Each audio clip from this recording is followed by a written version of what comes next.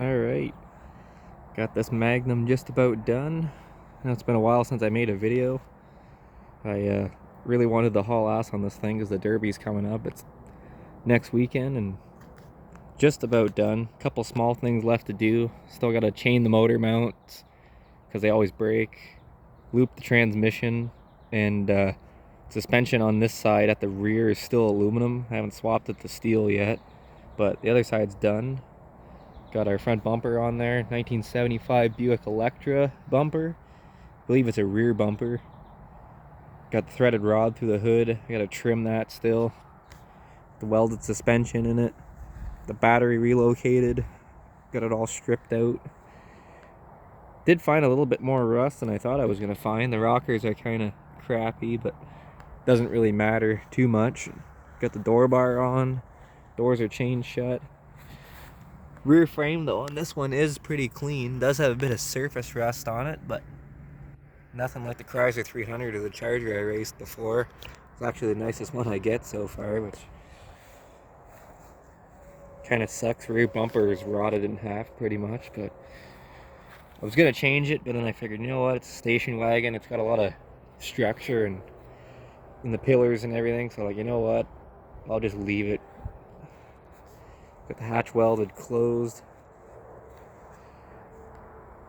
This is built to the exact same rules as the Chrysler 300 was. So we left the tank underneath because we're allowed to leave the tank underneath, and honestly, the tank basically sits underneath the rear doors, between the rear doors. So it's one of those things, I don't think it's ever going to get touched or hit by anything. I mean, you're going to have some way bigger issues than the tank getting hit if it happens to make it to here. Got our battery set up in here. Everything's bolted down tight. I did do the wiring different, slightly different from the other cars, because if you guys watch the aftermath on the Chrysler 300, you'd know that I self-tapped the grounds to this crossover right here, and actually had to come loose during the Derby, and it costed me the win, so I won't be doing that anymore. Been doing it for about 7 years now, and I've always ran my grounds that way. First time I have a problem, so won't be doing it that way anymore for sure. I actually used that stud down there. It already had a ground wire going to it, and I actually took the other ground and grounded them both in the same location. And my negative battery cable, I got a bigger one and I bolted it right there where the seat used to bolt in. So that should be solid. Get everything stripped out, all the airbags are out. I didn't film as much as I wanted to on this one, but at the same time, I also don't really want to make the videos repetitive because, I mean, I built that Chrysler 300 and this is essentially the same, but a station wagon. And I build a lot of the same cars. Like I have, you guys might see in an upcoming video, I have 2 more Chrysler 300s, and I have a Charger, and have a possible lead on a another Dodge Magnum, which is pretty sweet. It's a Hemi car.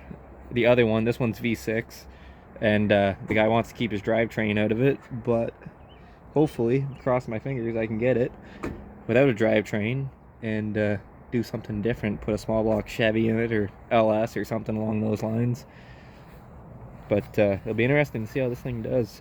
Never really seen another one run before, so we've left the back end completely stock. I haven't notched it, I haven't pre-bent it, I haven't done anything like that. Haven't peaked the roof, creased it, nothing. I'm gonna leave this one exactly the way it is, just because of the fact that I've never seen one run before, so I don't really know how they bend. I don't want to start notching the frame and basically it bends perfectly without doing that. So this one here is kind of a science experiment, really, to see how the back end will do. I'm gonna try to use the back end most of the Derby until I feel like it's used up and it's time to start using the front, just so I can get a really good idea how it bends, so that way if I do end up with the other one, I can build that one according to how this one bends. But looking pretty good.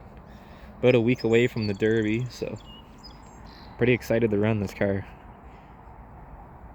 have quite a few other builds too coming up, so stay tuned for this.